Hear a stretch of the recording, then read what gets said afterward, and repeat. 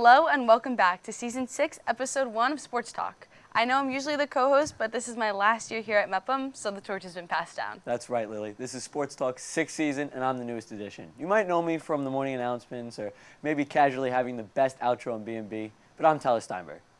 On this episode of Sports Talk, we'll be talking all things Mepham soccer, along with Aaron Judge, making history, and Manno's first Manno Minute. Yeah, that's weird to say, isn't it? With that, we'll be taking a closer look into the revenge season of our boys Mepham team after falling short of a county title. Let's take a look at this relentless group of athletes. As the season came to a close last year, the Mepham Boys Soccer team was hungry for revenge after falling short in the county quarterfinals after an undefeated season. The quarterfinals against Roosevelt was a great game, all the way up until the end in the penalty kicks, most exciting game ever.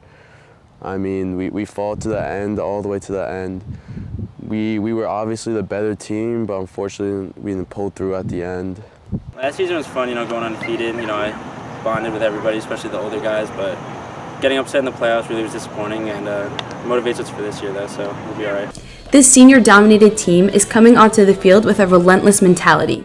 These athletes are fighting for their spot in playoffs to come back and win it all, but they have to make sure they keep a few things in mind. To lose that match, after double overtime and 7 rounds of penalties was absolutely brutal. I can actually still hear the crossbar ringing in my ears when Sean Scott took that final penalty. But again, that's a major motivator. I always refer back to that, and I think for a lot of the boys, they got a taste of what it almost was, and I hope that they're using that now to make sure they're getting their job done this year on the field. If we fall apart, then just the whole team falls down. If one guy falls apart, the whole team is done, so we just have to stick together, really. After the county title slipped from this tight-knit team, Coach Goss came up with a fresh mentality for the 2022 season. Be relentless. In terms of factors, I would say obviously teamwork is huge, communication's huge, but being relentless, having that drive, that will to not let go, not give up, to keep going. When things go bad, you have to make it right. You have to fix it out on the field. Don't leave it up. Don't blame anyone else. Do it yourselves. Really working as a team and being able to play the right way and just having fun, really, and doing the best that we can. Not only is the team fighting for their way into playoffs, but this will be the last time these 13 seniors put on a Mepham soccer jersey. Yeah, it's definitely hard knowing that the sport I played my whole life is about to come to an end, so just trying to win it for the school and win it for us. It feels a little deep, realizing that I'm a senior this year. It's all that pressure on me to, have a great season and win it for the team, Yeah, it went by so quick. I feel like just yesterday I was a freshman, but I'm looking forward to this last run. I've said this a lot to all my friends and teammates, physically I'm a senior, but mentally I feel like a freshman still. When everyone used to say oh, enjoy it, it goes fast, I didn't believe it when I was younger, but it's just so true. It's just true. That's it. Enjoy it while it lasts. It goes so fast. Yeah. From B&B for the Mepham Boys Soccer team, I'm Lily Yepez. What a determined group of athletes. So Lily, let's talk about this year's upcoming starting lineup. So I know that they have, I think, 10 to 12 seniors, so that's a big team, and we have Deshaun, we have Sean Scott, we have Dom Saraceni, we have Kosta, we have some really big players, and then we have 2 goalies, Nick Parisi and Julian Murcia, who they both played in last year's game when they lost in counties. Yeah, obviously it was a rough defeat, but overall, that is a lot of seniors to have on your team, and that goes a long way. It's good for this season because, that's a lot of leadership and a lot of talent, You're but right. At the same time, looking to the future a little bit, it's a little concerning because now you got to, rely on the upcoming juniors and then obviously some of the guys that are on JV. Yeah. So, it's a little risky, but they got a bright future. So as an athlete and being on basketball, volleyball, and softball, having a youth program like the JV coming up, you definitely want to have some solid players that have been on varsity. So hopefully next year some of those juniors and sophomores get to step up, since these boys are going to be putting on the Mepham jersey for the last time. Yeah, it's crazy just even thinking about that, even myself, and obviously you said being a three-season athlete, but you know, you really just got to rely on not only obviously the seniors leaving, but those people that have worn those, you know, varsity jerseys, and hoping that they can kind of pass down the torch when they're ready to leave, and just make sure that it's not just a team, but it's also a system and a good overall program. That's a perfect way to put it. So Lily, you know, you got a chance to sit down with Captain Kosta Karousis. So let's take a look and see what he had to say. Hello and welcome back to this month's The View, where we get to sit down with Mepham athletes and get an inside look at our sports teams. Today I'm joined with the senior captain of the soccer team, Kosta Karousis. So Kosta, can you tell us a little bit about last season? What was the chemistry like on and off the field? I felt like the chemistry was very strong, being able to play with each other on the field and going undefeated really, and having as much fun as possible. And especially off the field, we were very close, and it was really like a family, and we were just always having fun and doing what we wanted to do. Yeah. I also feel like you play better when you like your team outside of the field. Yeah, most definitely. Yeah. So what are you looking forward to most from this season? Really from this season, we have a lot of high expectations on ourselves, and especially like all the pressure from last season, and really being able to top it by going all the way in playoffs and winning counties. But really I feel like the main goal is to have as much fun as we can and be able to find what we love doing in a college, and also have fun with playing. Yeah. So after 3 seasons, are you ready for this to be your last season? No, not at all. No. I'm taking it really slow, and hopefully it follows with me. I know. Everything went so fast, and I feel like after playing on especially Mepham, like these teams are so close, and this being your last season, everybody says, like, I just took it for granted. Yeah, exactly. Yeah. So what do you hope to achieve this season as a team, but also on an individual level? As a team, like I said before, go all the way to counties, but really as an individual, I feel like doing the best that I can to help the team, and really give as much support as I can, and really, since I'm captain, like be able to lead them and show them that even in hard times, there's a lot of things that can go right, and you just have to be patient and just let it be and figure your way through it. Okay. So being captain, is there something that you want like the younger players to take up in these years to come after you've played 3 years? I feel like just being confident in yourself from playing. Okay. And I feel like when you have a lot of confidence, it shows how much you love the game, and really it helps you with school as well, because you're feeling well and positive and all the other attributes. Awesome.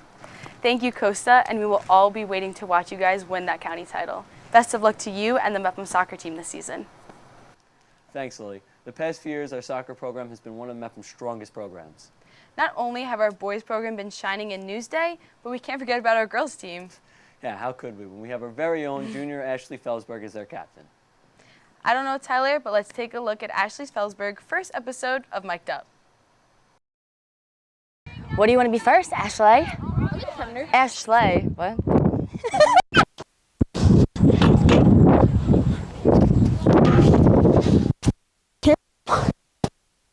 Oh, God. Oh, goal! That went over the line. That would count in technical. It would count in technical game versions. We'll do 3 and 2. Look, I have 2 different socks on. Okay, very cool. Lee! Beautiful goal, Queen. High five. Boing. We have an extra. Why are they everywhere? Look. Dummy up, dummy up. Here! No! Bad touch, bad touch. My bad. Guys, who's stepping? Oh, wait, we're dabbing. That worked too. That was disgusting. Disgusting. Oh, yeah, and zoom into the person with the mic. Hey, get me a quick zoom right here. I'm going. Oh my God, he's actually. Gangsta. What? It's boyfriend day for me, man. Hey. You know, Lily, I think Mic'd Up might be one of my favorite segments. I do like hearing what the athletes say under their breath. Too bad we didn't do a boys volleyball episode yet, because I'd have you guys laughing, rolling all over the floor. You know, after that one, I don't think we're going to do the volleyball mic'd up. Yeah, that's ouch. Yeah. Ouch, that hurts a little bit. Anyway, let's take a look at Peter Horocek's brand new segment. Hi, I'm Peter Horocek, and this is Sports Breakdown, where we analyze ongoing controversies in the world of sports. Starting off strong, we have Yankees outfield slugger Aaron Judge, who is about to grab not only the Yankees single-season home run record, but the American League record as well. Judge is currently at 60 home runs and needs 62 to achieve the record and make history. Not only is Judge about to surpass the home run record, but he was also the first player to hit 5 batted balls at over 110 miles per hour in a season. But what about the Major League home run record? In 2001, Barry Bonds hit 73 home runs to break the record set only a few years earlier by Mark McGwire and Sammy Sosa. What do those three guys have in common? Steroids, steroids, steroids. So who's the home run king? When the ball clears the wall, runs are scored, and the crowd cheers. Do people really care how the ball got over the wall? On the other hand, baseball is a game of rules, and if you break the rules, you're out. I'd love to witness the home run record being broken, and if you ask me, it matters how you do it. I'm Peter Horocek for Sports Breakdown. So Tyler, what do you think about Judge and this news, record-breaking news? Yeah, I don't really want to talk about this too much. You know, me being a diehard Met fan, but you know, even though I am a Met fan, I can put the ego aside sometimes and truly say, yeah, it's a big thing. But I could truly say that he is kind of one of those generational talents. He's a once-in-a-lifetime player, hopefully to be a future Met in the offseason, even though Yankees fans don't want to hear that. But, you know, this is something, especially with the Yankees. We know they have 27 rings. We hear it all the time. But this is something that, how many times are we going to be able to see a Yankees player break possibly, you know, the Yankees all-time record and the AL all-time record? You're right, yeah. Especially with how many great players have passed through that franchise. I know. I feel like Judge is kind of like right below Jeter. Honestly, I mean, you know, it's very controversial I'm about to say, but I think Derek Jeter's a little bit a little bit overrated. You're crazy. Like, you're crazy. You know, I mean, again, like we said, there's a lot of talented players that have, you know, walked through that organization, and I can name a few of them that I would put higher than Jeter. I don't know. I think Jeter, because his leadership, and I think that Judge has that aspect of leadership where he's just like, he's the man, and Jeter was the man. And I think he's right there. I do agree that, you know, he's a great leader. Baseball player-wise, I mean, you know, who knows if David Wright stayed healthy? So, yeah, you're right. Okay. Who knows if David Wright stayed healthy? I'll give that one to you. Good. You know I wasn't going to let it go. Anyway, let's send it over to our beloved Mepham Manno for his senior season of his iconic Manno Minute. Thanks, guys. I'm Matt Manno with the season premiere of the fastest minute in sports. Let's start the clock. There are 3 things in life that are certain: death, taxes, and me talking about the Mets in my season debut. It was the Mets will be good, then they collapsed, and now I can finally say it, the New York Mets, who are good, are back in the playoffs. But I'm not here to Manno curse my own team. I'm here to talk about the Yankees. They're second-run exits to me, but only because the AL Central sucks and they won't be in the wild card round. Yes, I know they have Aaron Judge, who should be MVP, but there's only so much one man can do in baseball. His OPS since the All-Star break was over double the rest of his teams, and in the playoffs, pitching matters so much more. Clay Holmes has forgotten how to do that, so much for the argument that Diaz is worse than him. And oh, by the way, Houston's rotation renders their trash cans useless. But why do I think the Yankees will flop in October? It's simple. You take away Judge, you take away the Yankees. And teams have started to refuse to pitch to the future MVP. Unlike Matt Barnes, who almost gave up a record-tying home run off the pitch after I called a strikeout. So let Stanton, Rizzo, and Oswaldo Cabrera, Peraza, whichever Oswaldo is up, do the damage in the playoffs. If you do, you'll be fine. That's all from me. Let's go Mets. Now back to Tyler and Lily in the studio. It's Manno, and that will just about wrap up our first episode of this season's Sports Talk. Make sure you tune in to our award-winning live broadcast games and check out the B&B YouTube page. That's all for us, and we'll see you next month. No, you messed it up. Anyway, it's first time. Damn it, dude.